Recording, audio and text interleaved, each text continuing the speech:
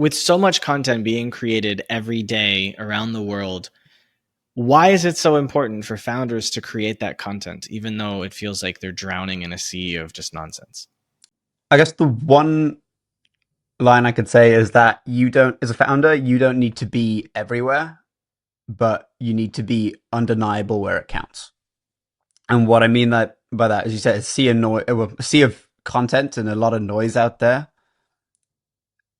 I guess knowledge is like the leverage that a lot of founders have, but the authority they build with that knowledge is where they can actually, I guess, cash it in. And we're just seeing, like, I'd say over the next 12 months, it's moving from, authority is being a nice to have to authority is a requirement, especially online. Hey, business leaders and marketers, what if your brand could be featured right here? This ad spot could be yours. This channel is watched by a dedicated audience of ambitious founders, executives, and professionals who are actively looking for tools and services to help their business grow. If you want to put your brand in front of this highly dedicated audience that's difficult to reach, I'm currently looking for a few strategic partners for the channel. To learn more about sponsorship opportunities, click the link in the description. Let's grow together. I know a lot of people are talking about using AI to make content or to make it easier to create more content. What do you think is more important in authority building, the quality of your content or the quantity of your content? Quality 100-fold. And I think we're seeing that from a technical side, but also from how we consume content. So technical side, we're seeing a massive drop off in AI generated content doing well. And then from an actual ingestion, like how we're consuming that content, it's just a short-term dopamine hit. And I think a lot of people, I hear the words AI first everywhere. That is the wrong mentality. Do not go AI first. It needs to be AI second. AI is the Copilot. And I think that's the approach that a lot of people are getting wrong, especially a lot of tech out there. It's like, okay, we want you to generate all this content, and a lot of it isn't great. Whilst by having AI as the Copilot and having it do the heavy lifting, but not necessarily replace the human creative input, that's the sweet spot. So figuring out where their balance is where we're going over the next 6 months, but is also going to be critical as to, okay, how do we get the maximum quality while still doing the heavy lifting? So something that I do myself, I'm not sure what you think of it, is while obviously the interview is the core of the content that I create, there are some other pieces of content that I create outside of that. But generally the interview is my focus. I then go to like Opus and I let Opus tell me what I should clip. So I do horizontal clips. I'm starting to publish those now, as well as the vertical shorts, which I've done for a while. So I'm basically letting an AI tell me what is, valuable, but then I'm actually going into every suggestion and I'm cutting out 90% of what's in there, because let's say Opus gives me 60 seconds of content. If I actually look at what's valuable in there, it's like 10 or 12 seconds. And I cut out the rest and I just go, this is what I'm going to publish. And I used to do music and B-roll and all this stuff. And I just stopped. I said, screw it. Like, people are probably going to watch just because they want to see what the person's saying. So I got rid of all of that and I just have the captions and all of that. So I don't know what actually performs well, because like I don't see my clips going viral, but I also think podcasts are maybe not the most viral content out there. Well, it's interesting, like when it comes to, say, clips and podcast clips, like the value it's conveying is the critical thing about them. Whatever value is contained within that clip. And I think how we define value is inherently the way AI approaches it is wrong, in the sense where value for online is generally going to be telling people something they don't know. Whilst tools like Opus, they score based on their perception of value. Well, it's going to be things they do know.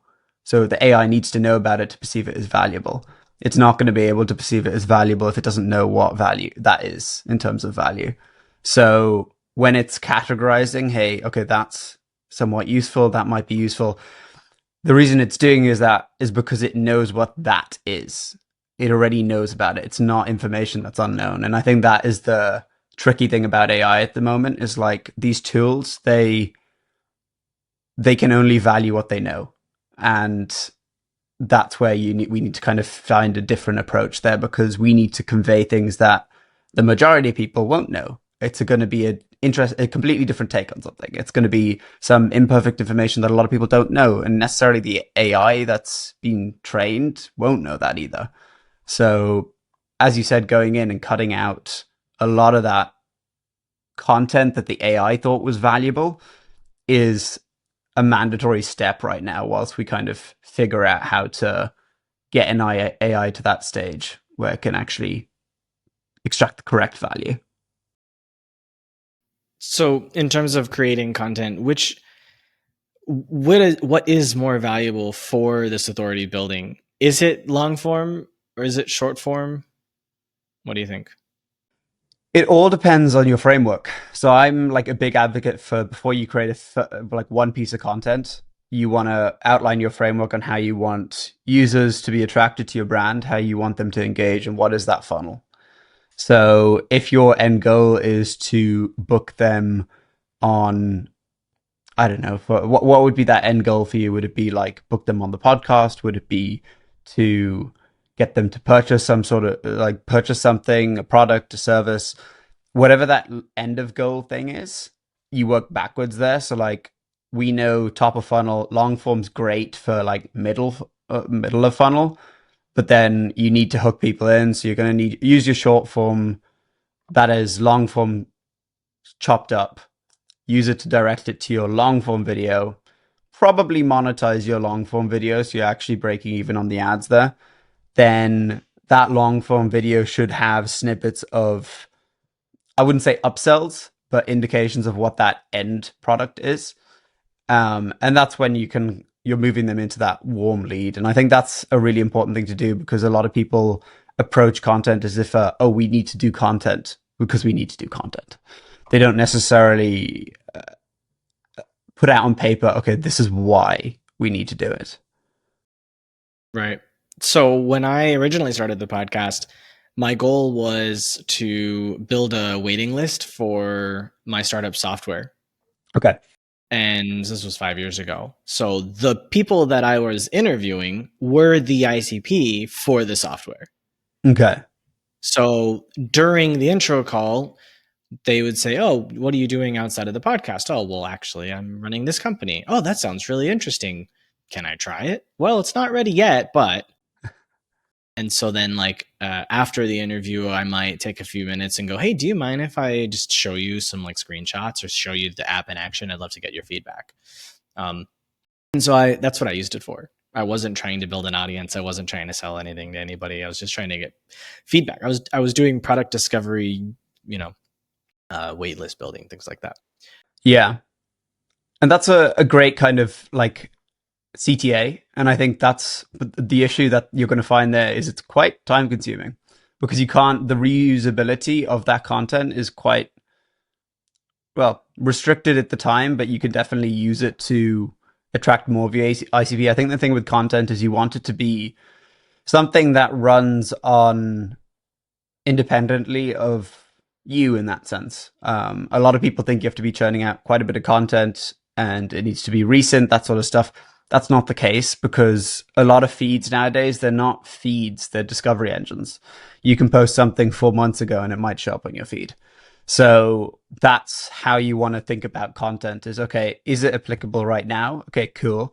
But is it going to be applicable in 4 months' time? If the case is yes, then yeah, that'll make a good piece of content. Taking long form, putting it into short form, that's a perfect example of like you've got your ICP on a core there. You format that into a piece of content which is going to attract more of that ICP and then have the content direct them to the waitlist. That's something that can show up a year from now and still be relevant. So I don't actually record those things. I mean, the interviews I was doing are exactly like I'm doing with you, right? Mm-hmm. The interviews haven't changed.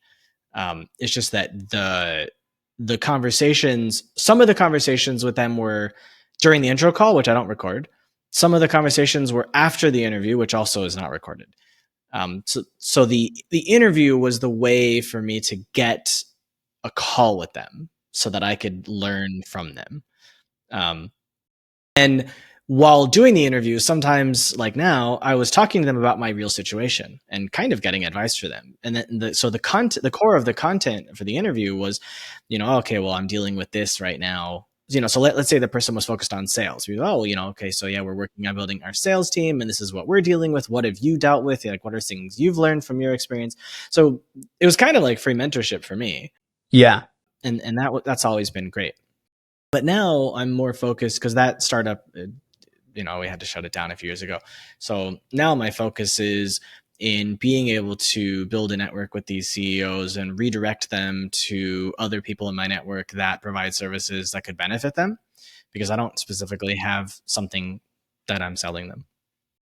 So I've invested in an automation agency. I may have told you about that before. And I know that some of the people that I interview could be clients for them, or they might serve those clients, so they could be referrers to the agency. But I'm also, built relationships with a few other providers that I like and trust, so I'm promoting their services. But I'm not promoting everything to everyone. It's only if they're, valuable. So there's one guy I interviewed I've been working with recently who does VC funding. He does fundraising for VCs and startups. And so when a startup founder comes to me and I do an interview with them and they go, I'm raising, oh, fantastic. Let me introduce you to this guy. Yeah. So these are ways to do business that's quite valuable, where I don't need to sell the audience anything. It's more about the relationships with the CEOs. So the content I'm building is not really about the audience, although it would be nice to have a more engaged audience and an audience that's growing in a certain way, because I also do get sponsors coming to me wanting me to to run ads inside the interviews or to create dedicated video about their company's AI tools, because I do a lot of work around AI. So I do have that side of the business, but right now the larger side of the business is on serving the CEOs and not really funneling them, but introducing them to people that can serve them well. Yeah. And I mean that's a fantastic state to be in as well, because it means that you can just provide value rather than angle it to try sell something to the audience. And I think that's something that a lot of people fall into the trap of. You don't want to be marked as a supplier, because as soon as you're marked as a supplier, you're gone. Especially nowadays where there's a constant decline in trust for any sort of online presence. And I think it's very, very important to, yeah, make sure that if you're in a, say for my industry, I'm in tech, um, anything that I'm voicing online, that it's not trying to sell some tech that I've got. Because as soon as you do that once, you are then a supplier. And it's very difficult to come back from that. The only exception is if you are like the Alex Hermosi level, where you have built this phenomenal brand, but also around selling. So it's an interesting, yeah, caveat there when you have that scale. But for like the majority, like 95% of business owners, especially nowadays, it's like, don't get marked as a supplier and just provide as much value through your content and let your funnel do the selling. Because the right people, like the thing about your content, it's going to attract the right people.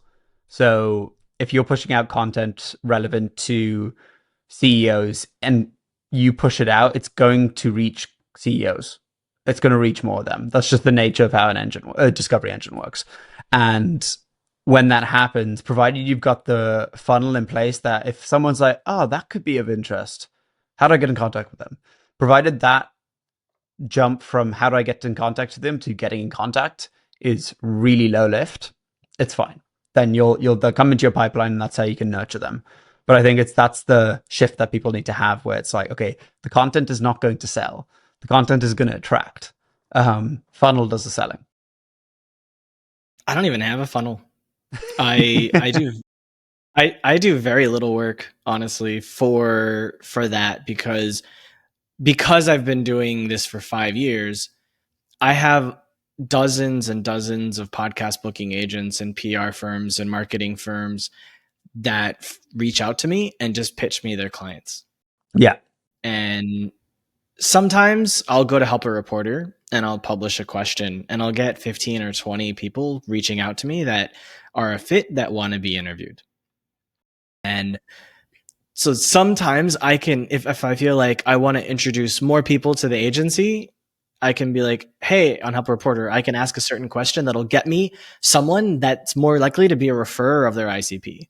And I can build relation with them. Or, if I feel like I'm not getting enough AI heavy content, I can write a question on Help a Reporter that's specifically focused on finding founders that are really strongly focused on AI in their business, or maybe they've raised money for their AI company, or maybe they're an AI investor, and I can get different perspectives. And so some of the guests, there's nothing I can, help them to do. Some of them there are. So it kind of I decide who I interview, but at the end of the day, I don't really do that much work to get people to come to me. And like, there's days where I'll get 10 emails from people I don't even know. I didn't publish anything.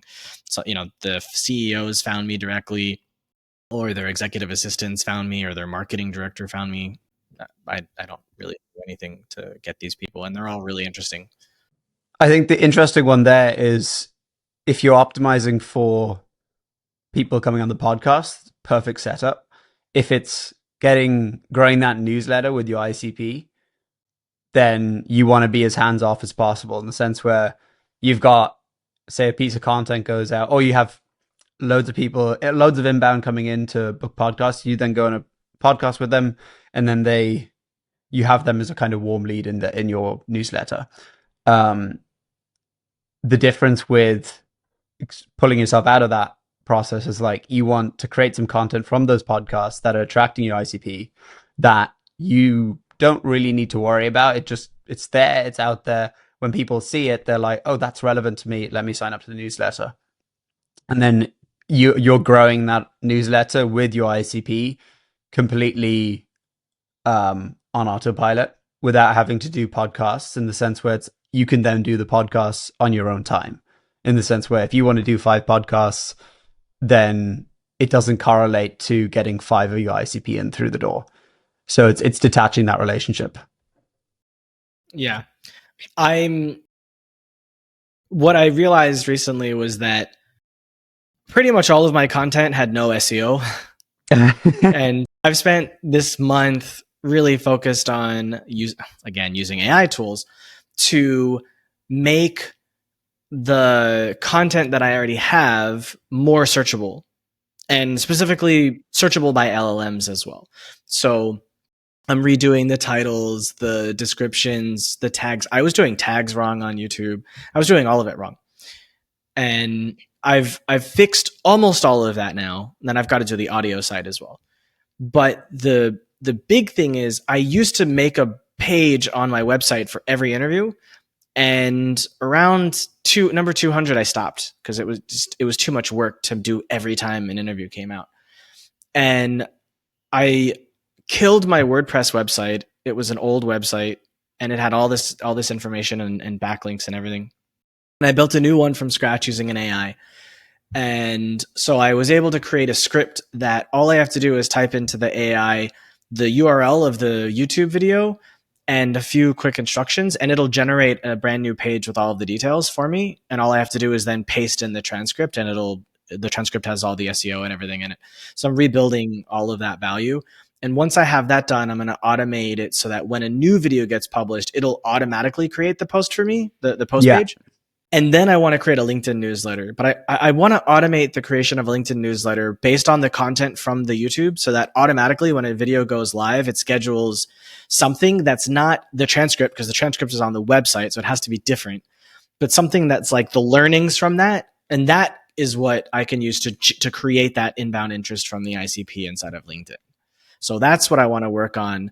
And I'm hoping that when I'm in Japan, I can work on that at like late at night when my brother's sleeping. Do that. That's the value creation there is phenomenal. And I think it's also just so relevant to, like, some people just don't have the time to listen to the podcast. And you are just taking the value there. So irrespective of how much time they have, if they want to listen to the podcast at some point, but then they just want to do the quick kind of like weekly learnings, that's unreal. Like, you're tackling so many different of those your ICP, you've got your ICP, but then you've got segments within your ICP in terms of their time availability or like wherever those different factors. But you're tackling all of that. So no, jump on that. Do that. So I was talking to a guy that's created a LinkedIn newsletter, and he has like 130,000 followers on LinkedIn, and he has about 12,000 people that are subscribed to his newsletter, but I don't know what the actual like open rate is, and because we didn't get into it.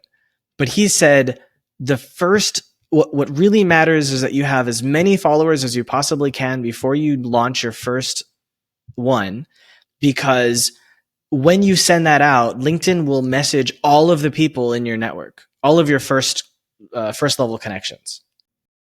And if you don't have any connections and you do this and you get no subscribers, you're less likely to get people to want to subscribe because they see there's nobody else subscribed. Mm. And when you make new connections, it should automatically invite them as well. And so if they open it and they see their subscribers, they're more likely to want to actually do it. So this is another process of like, messaging or like automating the connection request system, which I think you have to pay for. I don't know. LinkedIn's an interesting one because you're having your ICP in that as your audience is so critical there. Like, what's worse than not having connections is having the wrong connections. Yes. I did actually talk about this about LinkedIn. I've been making a series of videos about how to use AI for specific functions, especially if you're starting out, because a lot of the people watching the interviews are actually really early in their journey. And so I've been making a series of videos where I use Gemini 2.5 Pro. One of them is like, okay, let's make a LinkedIn content strategy. One is let's make a marketing strategy. Let's make a product development roadmap, right? Let's have the AI interview me about how, what I want to build, blah, blah, blah. So I've been doing these and they're really fun for me. And one of them that I did that is not published yet is about LinkedIn. And with that, I was saying, when you're putting together your LinkedIn content strategy, you have to be careful, because so many times I've seen people make content, and when you look at who's liking and commenting, it's not their ICP, and they don't know, they're not aware that they're doing it wrong. If, for example, if you're a lawyer and you're writing about legal stuff, chances are you're going to attract other lawyers, not people that need to hire a lawyer. So when you're a software development guy, if you want to get clients, don't talk about software development practices, because the CEO doesn't care. Yeah. So I was pretty heavy on that, because I know a lot of people screw up their content. Well, it's the wrong, yeah. A lot of people think of LinkedIn slightly in the wrong direction, in the sense where your headline is your hook, your profile is your landing page. If you have that approach with your LinkedIn account, then it just makes things a lot clearer, in the sense where, like, you'll notice on my LinkedIn, my headline is straight away, it's like helping founders and professionals become the authority in the industry. And it's like that pops up whenever my name pops up on anything I've liked. That's the first line. And people see that and they're like, oh, that's relevant to me. They click in, and then my about thing isn't to do with, oh, I studied this, I did this, I worked for this. It's like, you already know your visibility Right, matters. Yeah, it's like straight away into like, I know this is what I'm trying to do. I'm trying to like figure out, are they relevant to me, and then let them know, hey, I'm relevant to you, and then they follow, then they engage. They can go straight away, and I think that's a shift that once people have, it's such an easy shift to make, but don't see it as a profile, see it as a landing page.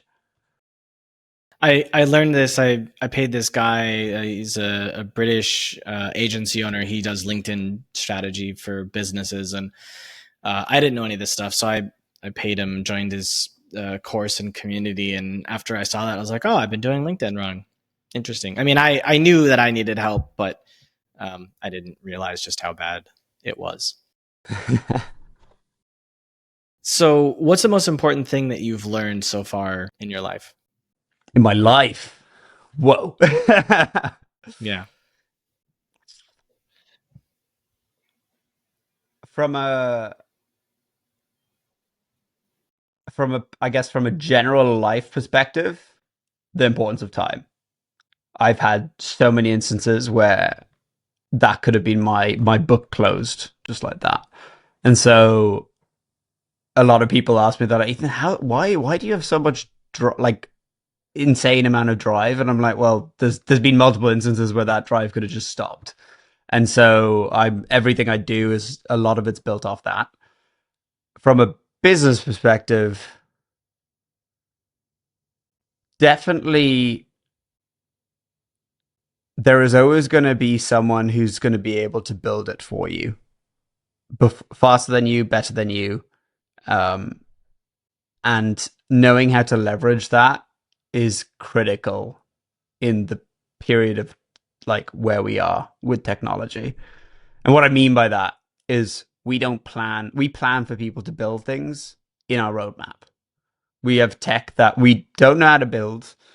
We don't know who's going to build it, and it doesn't exist right now. But we know in 8 weeks' time, someone's going to build it. We don't know who's going to build it, and we know it's going to be live. We're going to be able to use it. And so that mentality has completely shifted how fast we iterate because we're not spending ages putting a lot of capacity and resources into building out a technology that we know is just going to be released. And I think that's a lot of startups need to kind of realize that because there's big players, there's OpenAI, there's Anthropic, there's all these huge companies that have a lot of resources and are able to build the things that are inherently very difficult to do. And to be able to know how to leverage that is so important because you're just not wasting time then. And it ties back to the personal aspect where like time is so bloody important. Thanks for watching. If you liked this insight, I've handpicked another video for you right here on the screen. For more actionable strategies that get you real results, hit subscribe.